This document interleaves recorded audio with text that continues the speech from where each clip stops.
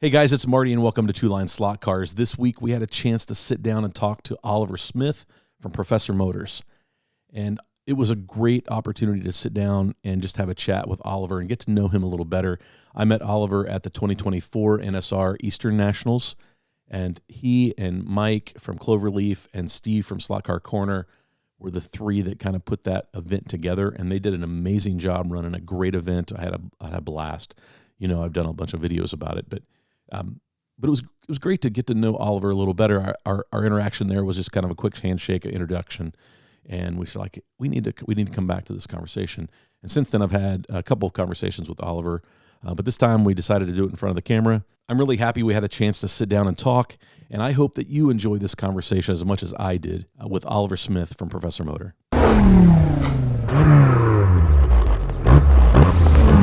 Hey guys, welcome to. It's not Tuesday. So we're not recording this Tuesday, but usually it's Tuesday at Two Lines. But welcome to Two Lines Slot Cars. I'm Marty Ford. I've got a special guest today. We've got Oliver Smith from Professor Motor tuning in to just give us an update on what's going on in the world of slot cars. And from his point of view, I've got a handful of questions and we got a lot to talk about. But man, Oliver, thanks for joining the podcast. I really appreciate you jumping on and being a part of this. Really appreciate you having me. Yeah. So I guess we'll just jump right in. We met last year at the Eastern Nationals, the NSR Eastern Nationals in Michigan, and it was really, really short and quick because you were a super busy guy that weekend. Yeah, it's a busy event for busy time. So you ended up a race director, and you didn't even get a chance to race any slot cars. So No, and usually I'll try and jump in if we do an event somewhere or whatever. I'll try and at least jump out there a little bit. But I'll tell you what, seeing some of those guys that raced out there, it was probably a good thing I was behind the monitor for that one. I think we had some good out there. yeah, I agree. I thought the competition was pretty stiff, and it's the first time I'd ever been to an event like that. So it was a new experience for me all around. I was a little nervous, and I think the first three heats I was on, I couldn't stop shaking. I was getting the adrenaline pump. So, but I guess that's why we do it, right? It was pretty exciting, and I had a lot of fun. But you ran a fantastic event. I just kudos to you and your people. The track was great. Um, I guess talk a little bit about that in preparation. We'll come back to the nationals later in the talk, but in preparation for an event like that, you had to you had to do a lot, right? Yeah, because it was kind of new and different for us, right? In years past, I've always worked pretty closely with Mike over at Cloverleaf, and he was always the one where we would hold the event at, right? Right. So kind of got to kicking this idea around a few years ago. We kind of talked about it for a few years, tried to figure out how we were going to do it. The whole goal I think was to kind of do two things, right? Kind of be more similar to how they do it when they set up a track in the gymnasium. Well, several tracks actually in the gymnasium, but wanted to kind of be similar to that. We wanted to have where it was no home track advantage really for anybody, so that anybody could come and everybody, it's pretty much on an equal footing, right? Like it's, nobody's got a million laps on that track. So, Right. uh, it's kind of the impetus for it, but it took us a couple practice rounds actually because we'd never done it before. So my thought was, hey, let's do like at our shop we have a space where I set up a small 4-lane track and Mike got some of the local guys together and we kind of came over and practiced kind of on that just to get our feet wet and say, okay, hey, the track snaps together, it goes together on the table. This is how it works. We can hook everything up and kind of debug it, make sure there's no issues, no problems. So we ran a couple of those events. We ran two here actually, and in between that, we ran one in Pontiac. So about 45 minutes away from where we're at. One of the guys had a construction company he worked for, and he says, "Hey, we got this space that's available." And I said, "Okay, hey, great, we'll come use it." The interesting thing when we got there, that the space he had available had tables and countertops that were kind of fixed in position. So we had these like I don't know, probably 45-inch high tabletop things that we couldn't do anything with.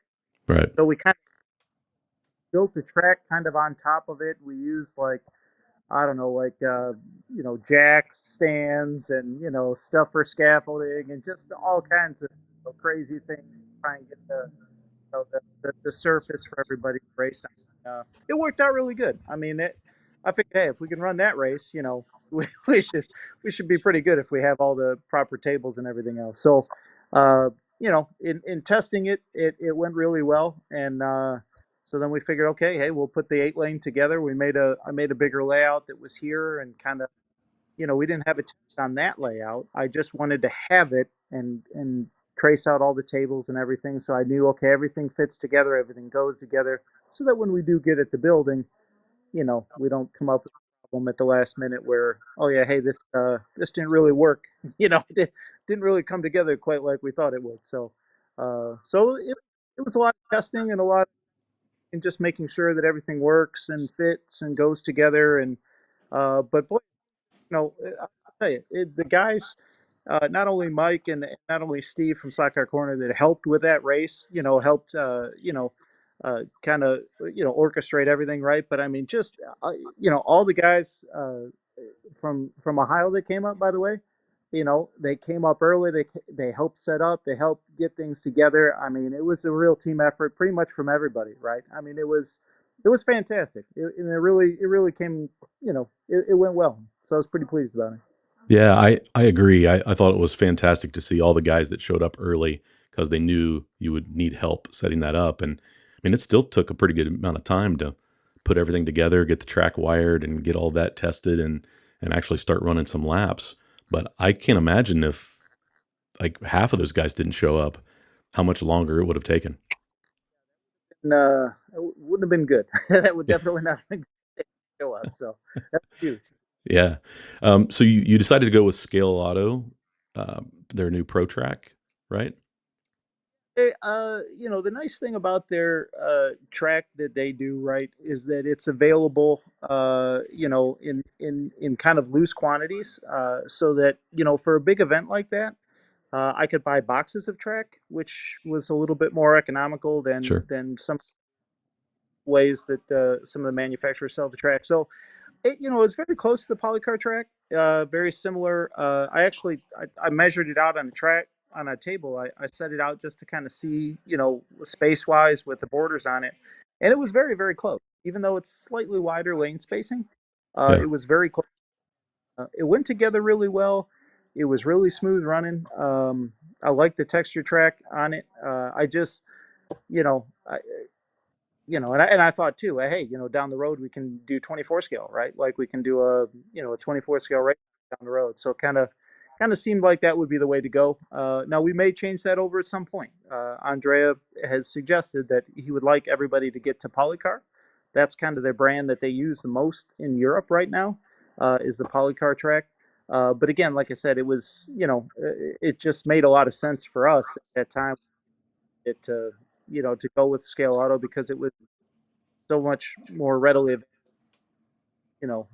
track boxes and the loose pieces in bulk packages. So Yeah, I thought that was my first time on Scale Auto track, and I thought the track I loved the layout. Honestly, it was a lot of fun. I think you guys did a great job of designing it.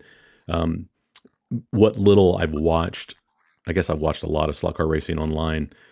It did feel very like for Andrea, it was like in his backyard. I think the layout really helped him out because it was something similar that he was probably used to. Um, and like you said, you've got Polycar is what you're seeing a lot of the European uh, races go to because they all used to be Ninko, and you can't get that anymore, right? So it's sad that we can't get that anymore. Actually, I have tried, believe it or not. yeah, For years brought in the Ninco, right? So we were the importer for Ninco, and then once they sold off to Duca Boras, it just kind of they fell apart. And I mean, we thought at one time years ago we had a deal on the table to bring some more stuff in. It didn't happen. yeah, So, but because that was a good track too. And I've raced slotted oxygen. I do a lot of slotted oxygen racing on that track, and it's good surface. And so it was kind of a shame that we didn't didn't have the opportunity to kind of keep the Ninco track going here, but thankfully, oh, that's my dog probably right uh, at the post lady that just came in. Um, but yeah, so it's fortunate that they kind of went by the wayside because they had good stuff. So, but that's where Polycar came in. They came in to pick the slack up and say, okay, we'll make something that kind of works with it, and people can kind of run them both from moving forward. So. Yeah, that's cool that they were able to do that. And the polycar track is nice, but I was impressed with the scale auto track. I thought the grip was good, the grip level. I thought the layout was great. I was surprised how smooth the track really was. It wasn't bumpy. I felt like it was super solid, especially with the tables that you guys had built. So all in all, I thought it was a great track. Yeah, I was pretty pleased with it. I liked how that ran. I mean, it ran pretty well. And I've run on, Carrera track, and Carrera's pretty good too. And Yeah, I mean, scale electric track too, and they're all a little bit different. But yeah, the scale auto track I thought worked really well.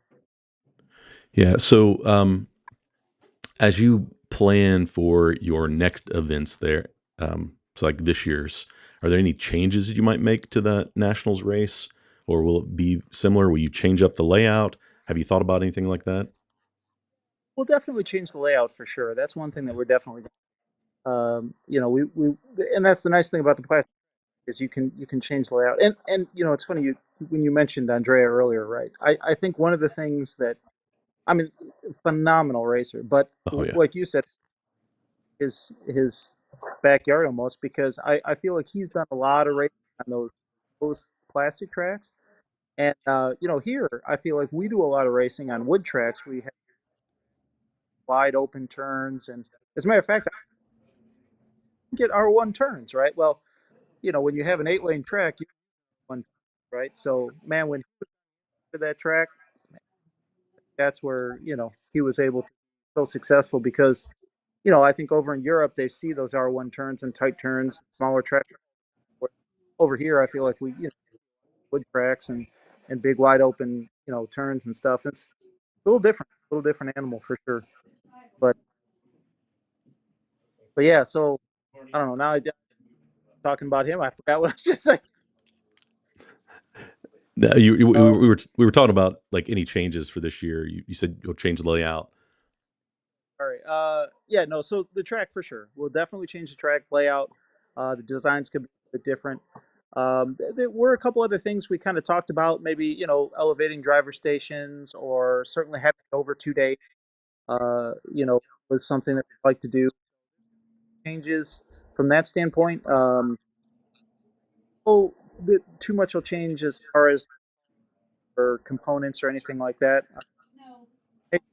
How the heats, we may get some qualifying or something in a day earlier than we did previously, so that we're not there so late in the evening. But yeah, me and Mike have talked about that a little bit, and what we want to do with that. But there'll be some definite changes, some definite modifications to it. But I think all in all, like I said, I mean it should pretty well stay very similar to what we did, but we will make some changes. Are you still planning to run two classes, vintage GT, or will there be any change there? But one thing I think I'd like to do, and me and Mike really hadn't kind of completely talked about this. We actually have a scale auto race coming up in September, right? Where that's going to be a team endurance race. I've kind of mentioned to him that it might be nice to have the ability to do a teamed type race, simply because that's what they do, right? If we're really trying to get our guys prepared, to race over there, I think we want to put them, in the best position to be successful. And to me, that's trying to replicate, as much as we can what they're doing over there, right? I mean, yeah, maybe we're not racing 24 hours, but maybe we're racing a 6 hour or something like that, right? So we can try and get them to, be on a team in an endurance event on a plastic track that's a unique design, right? So all of those things I think would prepare them better for racing over in Italy at the WRE. So to me, that's the main goal. I would love to see in this country. I would love to see us even have more regional events, right? Where we can get guys, let's say, down from the south, right? Where we get guys from Georgia, we get guys from Florida, because there's going to be good racers all over the place, right? I mean, there's good racers on the East Coast, on the West Coast, down south, all over the place. So I would love to someday get to the point where we can maybe even have some of these qualifying races at some of these raceways at these various places and get try and get involvement for more people and really get teams of guys that are really good racers and can really represent the U.S. When they go over there well. So that's kind of what I would like to see happen long term. But right now, just having the Eastern and Western championships is a good start, I think. But I feel like we can do more with it. I really do. Well, you actually kind of answered my next question in that answer, because my next question was going to, like, where do you see racing in the United States moving forward? Are there opportunities to do other national races with different brands? I mean, this we're focused on NSR. We know we got a Scale Auto race coming, but you have brands like Thunderslot and others that potentially could host similar races and moving out regionally. I think you're right. We get a lot of coverage from the Michigan guys because of what you guys do up there with the 24 and then the Eastern Nationals. And we get a lot of coverage out of California with Electric James and then NorCal, that race scene that they have. But you're right. There are other pockets of great racing happening all over the country. It's how do you get the rest of them involved? Yeah, and that's the big trick, right? Is trying to get everybody involved. And to your point earlier, I mean, there's definitely some other events we could do. Like I said, we're starting with the Scale Auto to try and get a race with those guys, which we're looking forward to that. Hopefully, Ivan's going to be coming over for that, so it should be a pretty cool event. I'd even like to see, and I know I had mentioned this to you earlier, right? Is I mean, I'm going to do some digital stuff too, right? Like I want to see, I think that's a largely untapped kind of market. I feel like a lot of customers, I see customers, new people that are getting into slot car racing love the digital, right? But I feel like a lot of our racing doesn't really it's mostly analog, so that's another area where I think we could really expand here in the United States. Jim Cunningham, actually down at Nomad Slot Cars, he does a digital event down in Arkansas once a year. Well, at least he started to. Anyways, last year he did one, and I told him, I said, hey, you know what? If you can do another one, I'll come down there. So but and I know Bruce. Bruce has kind of regular racing down there at Cincy Slots, where he'll do some digital and analog. But I just really feel like, I mean, certainly up in this area, we don't have a lot of digital racing. I'll actually travel to Chicago to go do oxygen racing every few months, with a group out there. So I just think that there's some opportunity to grow not only some of these bigger brand races, right, but just other races as well, right? Where we can, get digital and get some of these younger kids involved. Because I'll tell you, you don't get these younger kids involved, you got to be racing for too much longer because we're a pretty old demographic, you know. Yeah, I agree. If I look at my analytics on my YouTube channel, I don't look at it a lot, but if I looked at the age groups that are where most of my subscribers are that older, I mean my age and older, and it's interesting. Like how do we get the younger racers involved? And I think you're right. I think digital is just a great avenue into the sport, into the hobby. I think it's exciting. It's different. It's more like a video game when you've got the software that can announce the races, and it's more like real racing, right? It's a 100 lap race or a timed race, whatever it is. The first person that crosses the finish line is the winner, and that's different with analog racing and round robin style racing. So I think sometimes that confuses new people in the hobby from an analog racing standpoint. So I think that you're right. I think digital is a great way to go. Like my track at home, it's a 4-lane digital and analog. I can flip between the two, and I think that's a great convenience to have, to be able to host both kinds of racing on the same track. So yeah, I agree with you. Yeah, hopefully, things, again, like I said, this summer doing a digital event, doing a scale auto event this summer, those types of things. Hopefully, will start to improve start to get more people involved and start to build things up. But I've my big thing for us at Professor Motor, right, is dealing with a lot of different dealers across the country, right? So every year I'll go down and I'll race in Helen, Georgia, with the Alpine guys. I've told Jim I'll come down there. So I try and get out to the dealers and the guys that have the races and the stores and raceways, and try and help promote where we can, and give, whether it's just giving prizes, whether it's showing up to race, but wherever we can, to try and promote it and try and get more and more people involved. So um, that's kind of one of our big goals, because for us it's about all the shops, right? It's about all the little guys, the hobby shops, the raceways, all those guys. I mean, that's what it's really about for us. So we do whatever we can to try and support those guys and kind of get them, keep them going, and get it where we can have more shops and more. I mean, hey, it's like in the '60s, right? They were on every corner like a gas station, and now it's you might get one in the state maybe. So there's just not as many places anymore to go do it. So trying getting more of those is kind of where I where we'd like to be, I think. I was going to ask that. Like I don't even know how to estimate that anymore, of how many dealers you're dealing with out there, how many shops there are across the United States.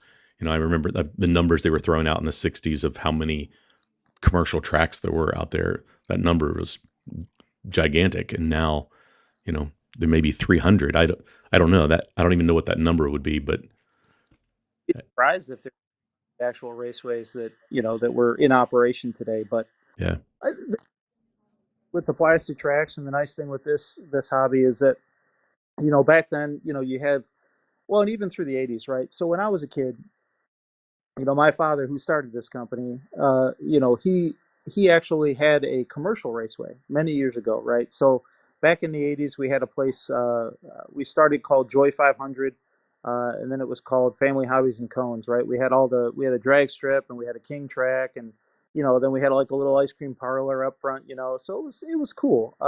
And actually, back then he had held something called the World's Race, right? Which is like, for the commercial guys, it was like that was the coup de grace. I mean, that was it, right? I mean, you had guys coming from all over the world, and it was hundreds of people packed into the raceway at that time. So that was really cool. It was a really interesting event. But now now you got guys like they'll have basement tracks, right? You get a lot of guys that'll have tracks in the basement where they can get their buddies coming over. Even now up here, right? One of the tracks that we used to have was a 4-lane wood routed track. It was a really nice track, and one of the guys that raced with us on a regular basis, they took that track to the basement. So I still come by every once in a while. I'll drop in on their races, and I'll race a few cars and stuff with them. So it's a lot of fun. But yeah, that's where plastic track is great too, right? Because again, you don't have to have a huge place.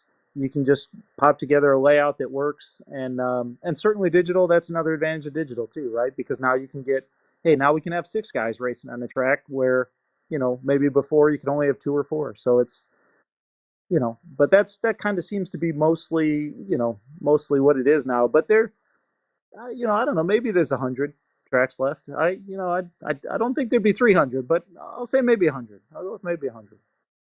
Well, I figured you'd have a good pulse, like a check on the pulse of that, because being a distributor, you deal with a lot of the shops and a lot of the tracks, I'm sure.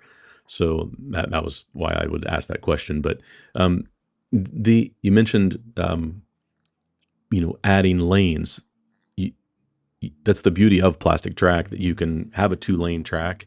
That's what Cincy Slots is their club track is a 2 lane digital analog, both. But as you add lanes, the tracks get bigger and bigger and bigger. So the advantage of the basement tracks, where it's 2 and 4 lanes, you can still to get a decent sized layout in a pretty small space, even at 1/32 scale. Like my Carrera track is 94 feet in a you know Good size track. That is a yeah, really good and size. it's it's a 8 foot, well, 8.5 foot by 24 foot table that I have it on. And so like guys show up to my house and they're like, dang, this is a big home track. But yeah, I can't imagine, built, 6 or 8 lanes and some of these large wood tracks. They either fit in a big commercial space or they become bonfires because like what else do you do with the tracks? Oh, it's true. Yeah, so I'll tell you a story. We had, and I wish I had the name of this. I kick myself, but there was a couple of tracks that were made. They were flat tracks. MTT, I think, is what it was, an MTT track, routed 8 lane track. They were really nice years and years ago, and my dad got one, right, and so we had it in our store for a while, but we never actually had it set up. We had it kind of stored in the back, and there was a leak in the building, so one of the track pieces got damaged or whatever. So my dad said, okay, well, we won't set it up, we'll just sell it, because it got damaged, right? So the guy that bought it, you know he comes in, he's got this rider truck, and so I'm helping him load it up. I said, hey, where are you gonna put this? And he's like, oh yeah, I think I'm gonna put it in, I don't know if he told me his living room or his basement. I'm like, okay, well, you're gonna have to have a pretty big house to get this thing to work. And come to find out later that the guy did have to cut it down to get it to fit into his house, right? Because, like you said, an 8 lane commercial track, it takes up a ton of space, you know. So yeah, not everybody is able to have a routed track easily, especially an 8 lane in their house. So but I'll tell you, I've seen some really nice routed tracks. One of the tracks we used to have at one of our old raceways, a guy had in his basement, and it was a three lane. And one of the guys we had that came into the shop, he was really good at modeling and detailing, and so he detailed it all up and made it look really cool. Like the train guys, man, I'll tell you, the train guys, they're phenomenal at that. Absolutely phenomenal at that. And I really enjoy some of that stuff. And there's a couple of tracks around us actually that have that type of high detail on them. And I always enjoy seeing them. Like I enjoy going to them. And so that was a small track that was in a guy's basement that was really nice. And but yeah, most of the time, I mean, getting the routed tracks to fit into guys' basements or rec rooms or garages or whatever, it's difficult, right? So the plastic track's good, really good for that stuff. That's for sure. When you got into slot cars, was it racing first and then the business, or did the business come out of the racing that you were doing, or I guess how did you get into it? Well, when I started with my dad, one of the track guys hard and down in Dearborn, and I know his track's probably been featured in different places, but he used to work for Ford, and my dad knew him. My dad was used to work for Ford. And I went down probably one of the first times into his basement, and he had this massive routed track, right? It was called an AC2 track at that time, so it wasn't really digital, but it wasn't really analog. But so it was called an AC2 track, and it was interesting. But man, the detail that he had in that track, I think that was probably one of the first times where I looked at the track. I was like, holy smokes, this is really cool. And then when I got on the track and we started racing, I was like, man, this is fantastic. You know what I mean? I mean, this is really, really cool. So you know, as he took me around when I was very young in the business, we went to a lot of these guys' tracks. We went to a lot of the basement tracks where guys had, and some of them did have the 3 lane routeds or whatever, in the basement. Some of them were kind of just plain. Some of them were high detail, which I really thought was cool. So, having him take me around and to all these different, different houses and different racetracks, and to me it was about the community too. Like, I mean, I enjoyed talking to most of the guys that were there. Like, I mean, the slot car community is a pretty good group, in my opinion, right? I mean, you talk to these guys, you see the guys a lot at these races, and it's good. It's a pretty good group, right? So there was a social aspect, I think, to the racing, which I enjoyed. Honestly, I'm not the best racer, never have been. But my dad loved to build cars. My brother actually, he loved to race them. He worked at a slot car track when he was younger. So, but me, I don't know. I just kind of enjoyed the kind of the camaraderie, the social aspect of it, the kind of the detail of the cars. I mean, the cars just looked so realistic. The some of the tracks we went to were the same way. So it's really enjoyable for me. I mean, again, I'm not as competitive necessarily on the track as a lot of the other guys, but it's about the entertainment for me, which I really enjoy. It's a good time. I always talk about the fact Cincy Slots is just shy of 2 hours from my house. It takes me an hour and 55 minutes to get there, and we drive on Thursday nights down there throughout the winter to race, and we get about 14 minutes of racing time. That's a long drive for 14 minutes. And it's because I love the culture down there. There's a group of guys that I just love to hang out with. And they're so much fun. And we talk shop and we bench race and just poke fun at each other. And we just have such a good time together. And I think that's part of it. Like you said, you've been to lots of tracks where the culture was great and people were friendly and you enjoyed the social side of it. And for me, I think that's the most important part. I'm not the best racer either. I focusing for that long, sometimes I don't I would not do well in the Michigan 24. There's 45-minute heats. I don't know how they do that, but it's like for me that's the piece that I loved, and that was what was so much fun at the Nationals this past year is I got to meet you and Steve from Slot Car Corner and Warren from Light Tech, and I got to meet a bunch of subscribers from my channel, which was great. But I got to meet a bunch of really good racers, and that was the best part was just getting to meet these guys and hearing them talk about how they tune a car and kind of some of their speed secrets. And they were such a group that just shared so much knowledge, and that really impressed me. I've been involved in a lot of other hobbies where that was not the case.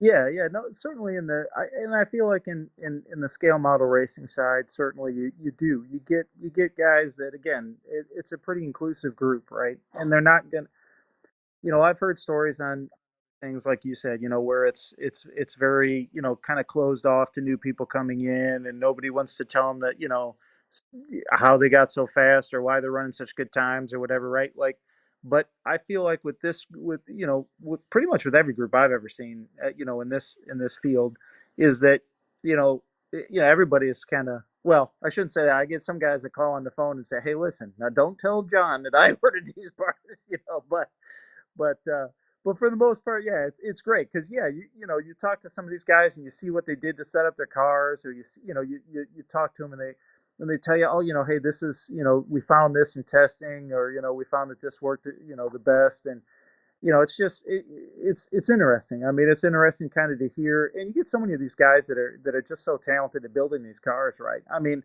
and there's so a lot of people just don't understand how much goes into these little cars, right? I mean, it's you have so much that goes into these little cars to get them to run, and to get them to run well, especially. So, it's kind of refreshing to go in, and not being an engineer myself, right? But going in to listen to some of these guys, hearing about how they did this, or why they did this or that to get the car to go, is that to me is also really, really interesting, and I enjoy doing that.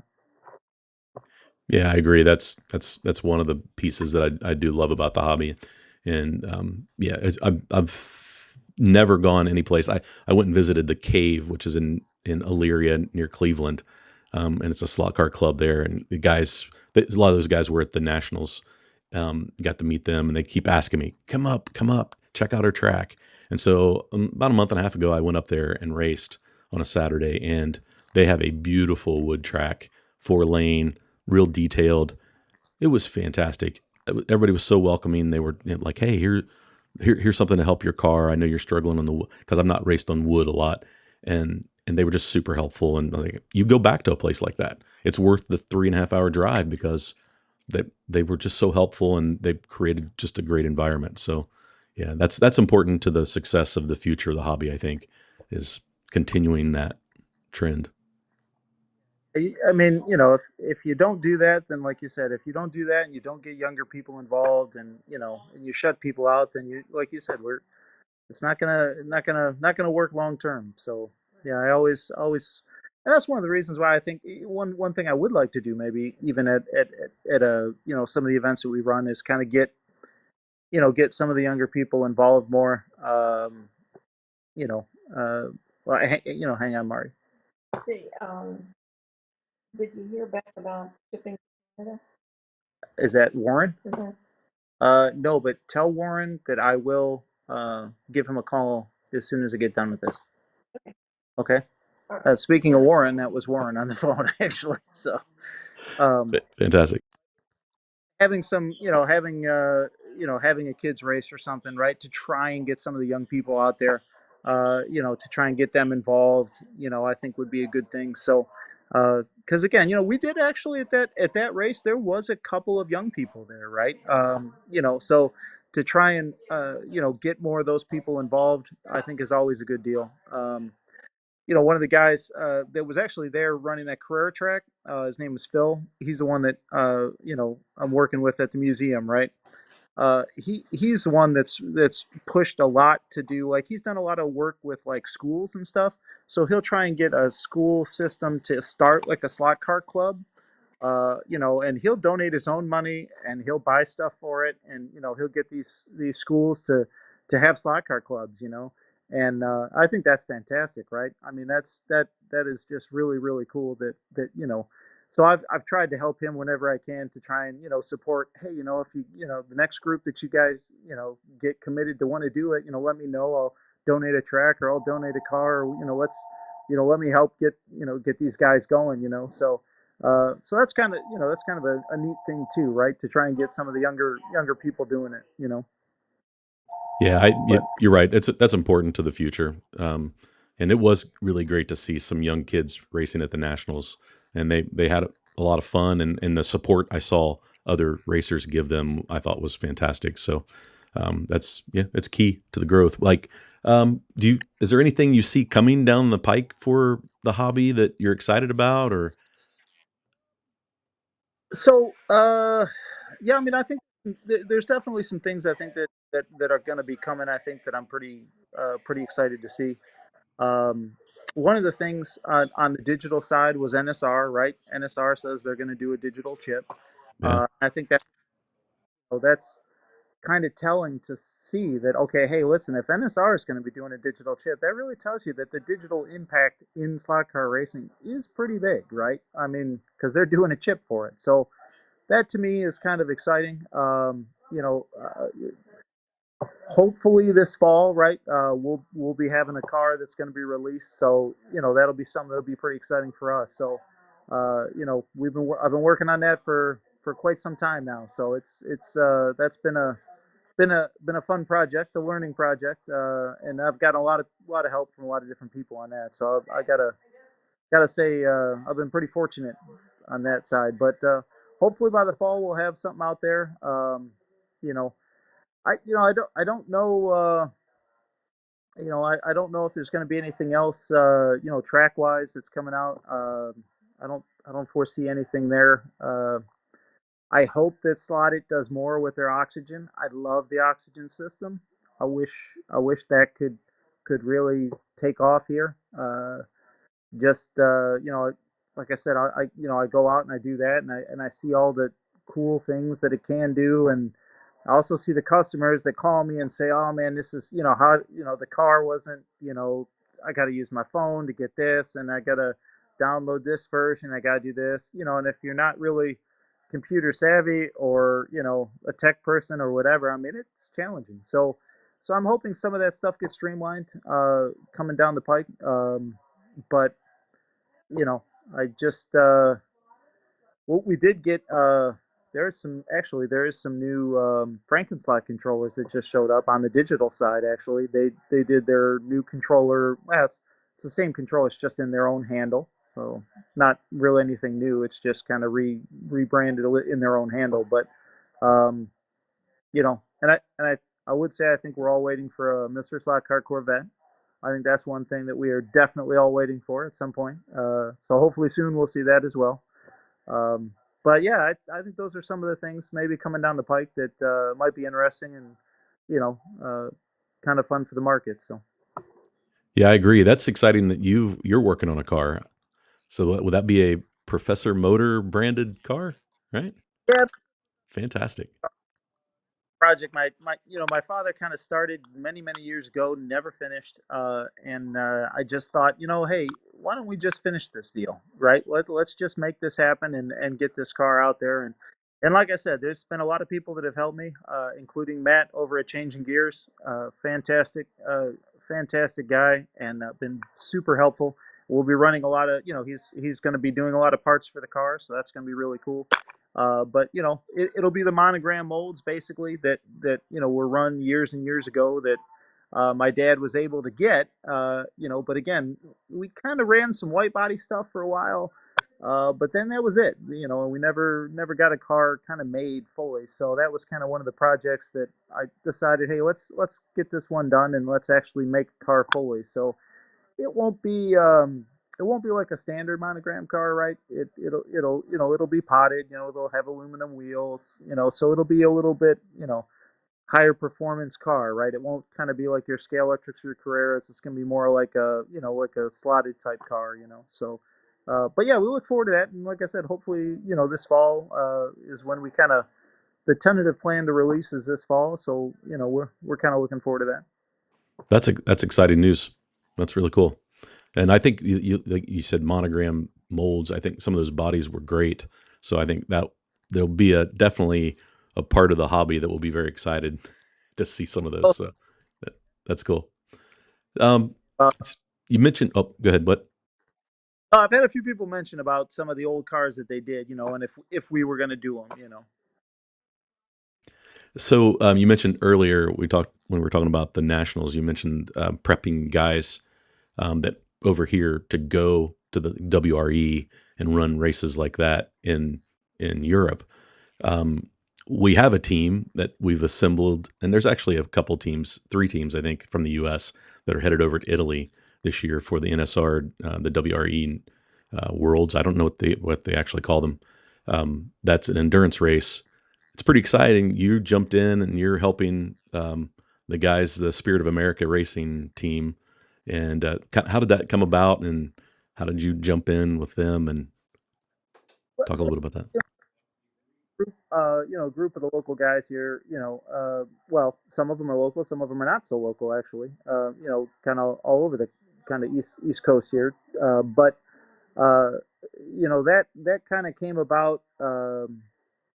And Mike from Cloverleaf and Steve from Slack Car Corner, we worked pretty closely together on a lot of different things, obviously. So and obviously we did the NSR race together. So when that idea came around to say, hey, we'd like, Paul had contacted us and said, hey, we've got a team of guys that would like to go over.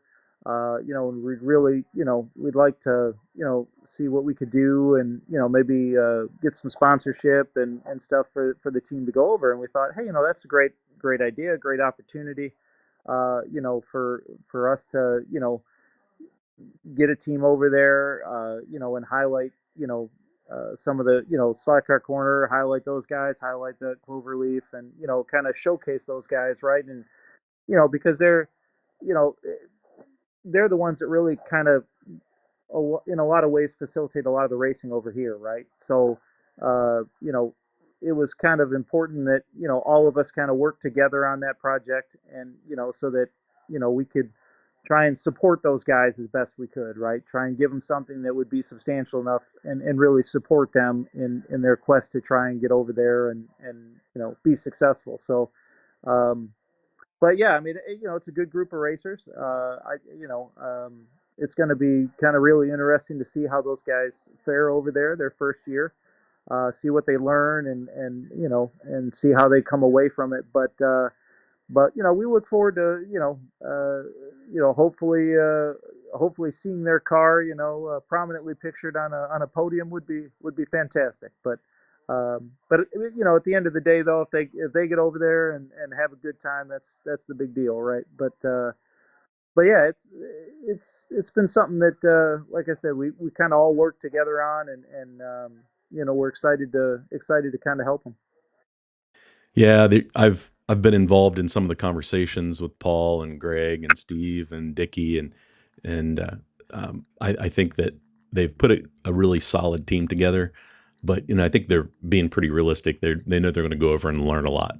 They're not on their home turf. They're on somebody else's home turf, and but I think they're excited about that. And then it's always good to see how do our fast guys match up with other fast guys in the hobby other places. So I'm real excited to see how these guys do, and but yeah, I hope they have a great experience. They have a lot of fun, and if they happen to do great, that's just a big positive. But I think they're super thankful with their partnership with you and Slot Car Corner and Cloverleaf.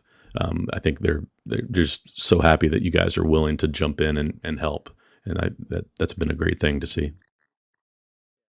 Yeah, yeah, we've been real happy. I mean, it's been something. I think, like you said, having now a couple of teams over there from the United States is kind of nice to see that we're really representing a little bit better than the first handful of races that they did. I don't think there was any teams from the United States. So having a few teams over there is gonna be pretty good, I think. Yeah, I think so too, and I think that they'll probably cover it with some live stream, and so that will have an interest here. So I don't know how many people watched their live stream last year of the race from the U.S. because there wasn't a lot of interest.